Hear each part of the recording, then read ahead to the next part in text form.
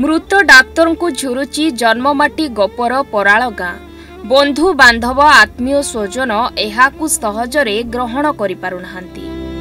Odia doctor Vishnu प्रसाद चिनारांको मृतदेह ओडिशा रे पहुंचीची। केरल वायनाडठारे घटिदेवा भूस्खलन रे तांकर मृत्यु होइतिला। शनिवार मृतदेह पहुंचीबा परे तांको ओडिशा परिवार पक्षरु बाणी बिहारठारे श्रद्धांजलि अर्पण करा जायतिला। एहा परे सेठारु चौद्वार स्थित बासभवन को निया जायतिला। सेठारे तांको परिवार एवं शुभेच्छु शेष दर्शन करिबा परे श्रद्धांजलि अर्पण करथिले। पुरी स्वर्गद्वार ठारे तांकर शेषकृत्य संपन्न होईची।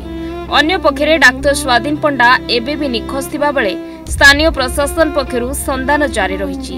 एहा सहित स्वीकृति महापात्रंको स्वास्थ्य अवस्था स्थिर रहिची। केरल जाइतिबा राज्य सरकारको दुई प्रतिनिधि आज ओडिशा फेरिबा परे एठारु जणे ओएसटी केरल ग्रस्त करिवे बोली जणा पड़िची। एपटे मृत डाक्तर को झुरुची जन्ममाटी गोपर पराल गाँ बंधु बांधव ठारू आत्मीय स्वजन एहाकु सहजरे ग्रहण करि पारुनाहांती। मृत्यु खबर आसिबा परठारू गाँ रे सकाकुल परिवेश सृष्टि होईची। कोन कहबे आपन को जो वार्ड रा आज ए जो दुखद घटना टी अल्प रे ठीक देखंतु आज मो वार्ड पई गोटे बड़ दुखद घटना। मो वार्ड रा जने डाक्तर विष्णु प्रसाद चिनारा मो सान भाईटे सी आज शोकाकूल परिस्थिति आम ठारू विदाय नहीं। केरल रे 29 तारिख दिन जोपरी भूस्खलन है आपण मैंने समस्ते जानती 29, 30, 31, 1, 2, 3 6 दिन पर पुणी तार मर शरीर आसला चौद्वार हाउसिंग बोर्ड कॉलोनी। यही वार्ड मु जेहेतु लोकप्रतिनिधि निर्वाचित हिसाब रे चौद्वार पौरपालिकार जड़े उप अध्यक्ष हिसाब से मु गर्व अनुभव करुच्ची। जाऊ 6 दिन पर तार मर शरीर फेरी चौद्वार को एवं आज ये जो परिस्थिति हजार हजार संख्यार जोपरी भाव में जनसाधारण अपेक्षा करते विष्णु फेरुची ता चौद्वार माटी की, कारण ये माटी हूँ तार जन्म माटी। कलिंग विद्यापीठ हूँ तार स्कूल शताधिक सांग साथी मैंने आज समस्ते अपेक्षा करिसेंती विष्णु को देखा जे एयरलिफ्ट रे आस पार्लेनी आलोचना होउची जे कोनोसी इवन भी जो एम्बुलेंस आछि माने जे हाथरू पैसा खर्च करि आनिछंती सरकार किछ सहाय्य कलेनी। देखंतु ये तो नुआ सरकार ओडिसा रे आछंती 29 तारिख दिन राति रे घटना पर मते 30 तारिख दिन जेतेबेले खबर दिया गला मु तत्क्षणात जिला प्रशासन सहित कथा हिची, तहसीलदार सहित कथा हिची, आईआईसी सहित कथा एवं विशेषकर उमाकांत राज जे अच्छी अतिरिक्त जिलापाल एवं जिलापाल दायित्व रे मु सार को पर्सनाली फोन करी मते बहुत कथा पचारि मुझे बापा सहित सार सहित कथा करी। प्रशासन 6 दिन है घर को आसूला दिन को 2 थर 3 थर आसी से कर्तव्य करम मु देखी आम आईआईसी चौद्वार थाना पुलिस आरक्षी बाहिनी एवं आम पौर प्रशासन आमर तहसील प्रशासन पूरा पड़ी रही किंतु जो कथा कहते एयरलिफ्ट हो पारानी केमी आज्ञा पचा शरीर को कौन एयरलिफ्ट करा जाए।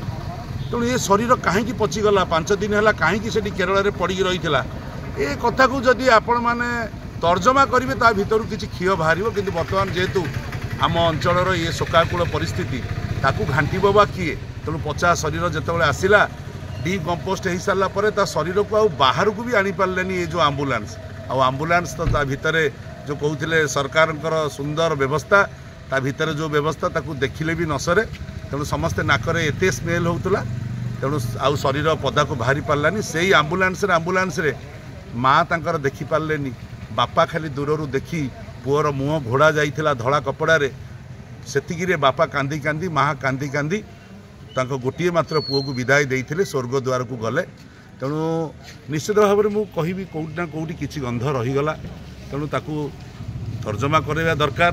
आगामी दिन में आउ जड़े डाक्तरी छात्र एपर्यंत निखोज अच्छा सेठी भी ओडिशा परिवार जे निर्देशक आमर दिलीप कुमार राउतराय वरिष्ठ आईएएस अफसर सी सहित मुझे जोगाजोग करी, विधायक सहित जोगाजोग करी, पूर्वतन विधायक सहित जोगाजोग करी, समस्ते निज निज बाटे बहुत परिश्रम करिसेंती। तेणु ये शरीर आज 6 दिन पर आम कतिक आसला बहुत बड़ क्षति